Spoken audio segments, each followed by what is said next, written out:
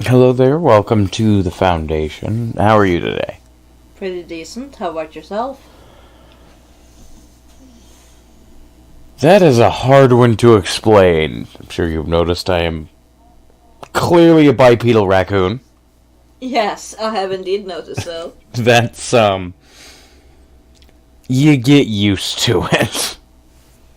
Did you have a run-in with an SCP? Well, yeah, no, that's basically the concept. So, you're new to the Foundation, so I think it's time for me to explain the concept of object classes. Okay. See, object classes are how basically we understand how these things work. All anomalous objects, entities, and phenomena require special containment procedures. Get assigned an object class. An object class is part of a standard SCP and serves as a rough indicator for how difficult an object is to contain. Object classes are for the purposes of identifying containment needs, research priority, budgeting, and other considerations. So it's not merely based on how dangerous it is? No, not necessarily. An object class is determined by a number of factors, but the most important factors are the difficulty and the purpose of its containment. I see. We'll start with the least difficult and move it to the most. Is that fair? That sounds good with me. Alright, our first one is Safe Class. Safe Class SCPs are anomalous that are easily and safely contained. It's often due to the fact that the Foundation has researched it well enough and containment doesn't require significant resources, or that the anomalous require a specific and conscious activation or trigger. Classifying an SCP as safe, however, doesn't mean that handling it or activating it doesn't pose a threat. There's one that's just like a ring, but if you put it on, it'll make you pass out, and then if you don't ever take it off, and nobody really knows that you've got it on, you're gonna die from not eating, or dehydration, or things like that. Oof. So those are the basic concepts of safe. So Like you have safely to contained, but might still pose a danger. might be 999 isn't that bad. 999 just hugs you, but it's like Aw. orange Jello. Oh. So it's weird to get it to hug you. It's hard to explain. So our next Sounds one on... like an anime thing. Yeah, no. I've seen enough hentai to know where that's going. Our next one's going to be Euclid class. Euclid class SCPs are anomalies that require more resources to contain completely, or where the containment isn't always reliable, usually because it's insufficiently understood or inherently unpredictable. Euclid is the object class with the greatest scope, and it's usually a safe bet that an SCP will be this class if it doesn't easily fall into any of the other standard object classes.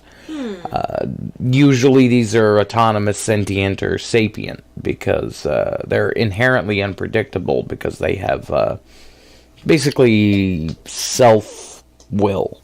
Sentient. Yeah, they have free will. So things like 173 or 049, since they can think and move and act, usually get the Euclid class. So Euclid class is usually composed of sentient Yeah. creatures, items, Creatures stuff like with that. free will, usually. There are some Keters that have sentience, but usually we try to stick with Euclid if we don't understand it, or it's somewhat easy to contain. Okay. For example, 173 is easy to contain because all it requires to keep it stationary and contained is somebody to be observing it. At least two people. Because if you turn your back on it, it'll turn around and snap your neck at the base of the neck. Ooh. Like right where the base of your skull is. Keter class SCPs are anomalous in that they're exceedingly difficult to contain consistently or reliably. Containment procedures often being extensive and complex. The Foundation often can't contain these SCPs well due to them not having a solid understanding of the anomaly, or lacking the technology to properly contain or counter it. A Keter SCP doesn't mean this SCP is dangerous, just that it's simply very difficult or costly to contain. There's two different kind of spectrums for this one. 682, which is basically just a huge lizard. is a huge pain in the ass to contain because he just loves to break through the walls. And due to his size and basically regenerative capabilities, he gets out like all the time. So he's kind of like Godzilla? Like Godzilla, but regenerating. So like if you blew Godzilla's arm off and he just grew it back. Yeah. Sort of like that. And then on the other side is 343. 343 is just impossible to contain because he can just teleport everywhere. Like he's supposedly the Judeo-Christian god. We don't really 100% believe him on that, but it's worth a shot, right? I mean, he could be. He's got the beard. He could just be Zeus. But so far, he hasn't turned into a swan and tried to fuck Dr. Gears. So we're going to assume that it's not Zeus. So that's Keter.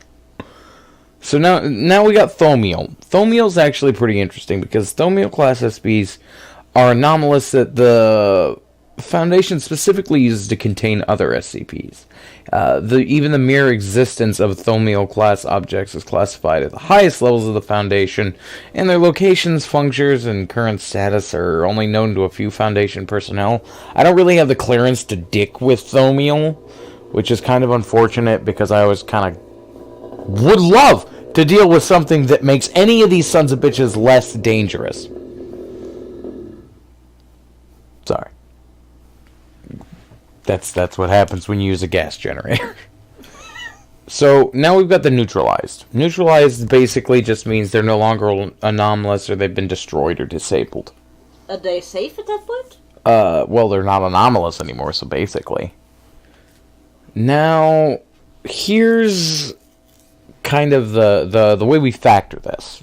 It's basically the lockbox test, and it's basically the litany test for any SCP. Mm-hmm.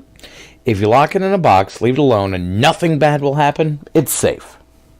If you lock it in a box, leave it alone, and you're not entirely sure what will happen, we call that Euclid. If you lock it in a box, leave it alone, and it easily escapes, it's probably Keter. If it is the box, it's Thaumiel. Uh-huh. The special consideration, something that is autonomous, alive, or sapient, almost always at least Euclid class. If you lock a living thing in the box and forget about it, it'll eventually suffocate or starve to death, and that's not a good outcome. Something that is intelligent could also end up being smart enough to outwit its containment procedures and stop cooperating with the Foundation's attempt to contain it, making it more dangerous than it otherwise might be. But here's the really hard one to think. If you lock it in a box and leave it alone, and it destroys the fucking world, that's Apollyon. Apollyon class SCPs are really not commonly classified. Well, what if it's a place that is the SCP? Then you can't really put it in a box, can you? Not really. But it's the concept of putting it into a box. Gotcha. Like, if we took 002. 002 is a place, but if we put a box around that place and leave it alone, nothing's going to really get into it. But because we don't really understand how it functions, it's entirely possible that it will still pose a problem. And that's why we register it as Euclid or Keter. It's certainly not Thaumiel, because it's not helpful in any way. But that's a basic understanding of your object classes. Did I explain that well enough? I do believe so. Alright, so we'll actually start getting into some of the more difficult things to explain as time passes, but for right now, I think we're going to go ahead and leave our introductory lesson at this. That's your object classes. So, secure, contain, protect. That's basically the gist of it. Thank you for the introductory. You're very welcome. Coon 5.